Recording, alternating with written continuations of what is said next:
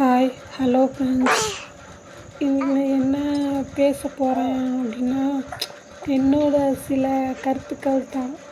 அது என்ன அப்படின்னா, எனக்கு தோன்ற மாதிரி தான் சில பேருக்கும் தோணும்னு நான் நினைக்கிறேன். அப்படி தோணுச்சு அப்படின்னா கமெண்ட் பண்ணுங்கள்.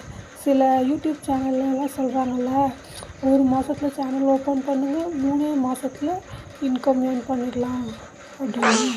அது மாதிரி என்ன மாதிரி சில பேருக்கு அதெல்லாம் பார்த்துட்டு அவ்வளோ ஈஸி தானா அப்படின்னு நினச்சிட்டு சேனல் நிறைய பேர் ஓப்பன் பண்ணுறாங்க. ஆனால் அதில் ஒரு சில பேருக்கு தான் சக்ஸஸ் ஆகுது, ஒரு சில பேருக்கு ஃபெயிலியர் தான் ஆகுது. அதனால் நிறைய பேர் ரொம்ப கஷ்டப்படுறாங்க. இவ்வளோ கஷ்டமாக இருக்குது, ஆனால் வீடியோவில் சொல்கிறத பார்த்தா ஈஸியாக இருக்குது அப்படின்னு நினச்சிட்டு.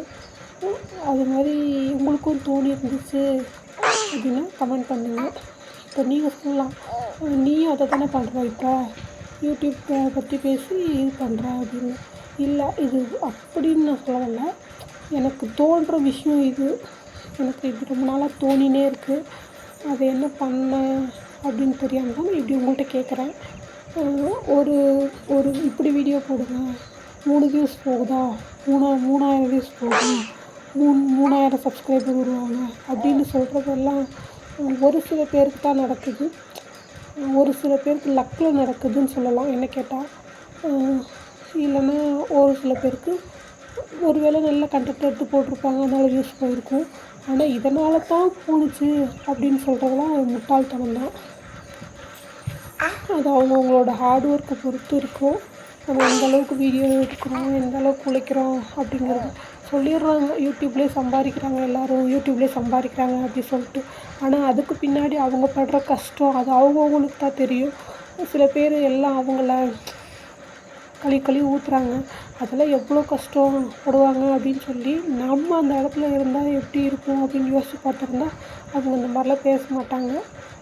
நான் நிறைய சேனல் பார்த்தேன், எல்லாத்தையும் பார்த்து நானும் யூடியூப் ஓப்பன் பண்ணி ஆசைப்பட்டேன். ஆனால் எனக்கு சக்ஸஸ் ஆக முடியல. அது ஒரு சின்ன வருத்தம் இருந்தாலும் நம்மளோட முயற்சியை கைவிடாமல் இருக்கணும் அப்படிங்கிறதுக்காகத்தான் நானும் முயற்சி பண்ணுறேன். எனக்காவது ஒரு நாள் சக்ஸஸ் ஆகி காட்டுவேன் அப்படின்னு சொல்லிட்டு.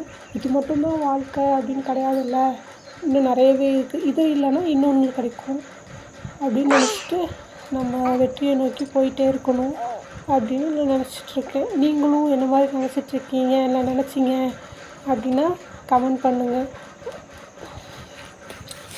இது என்னோடய கருத்து. உங்களோட கருத்தெல்லாம் எப்படி இருந்துச்சு அப்படின்னு சொல்லி யோசிங்க. இல்லை தோணுச்சு அப்படின்னாலும் இதுக்கு மேலே ஓப்பன் பண்ணுங்கள்.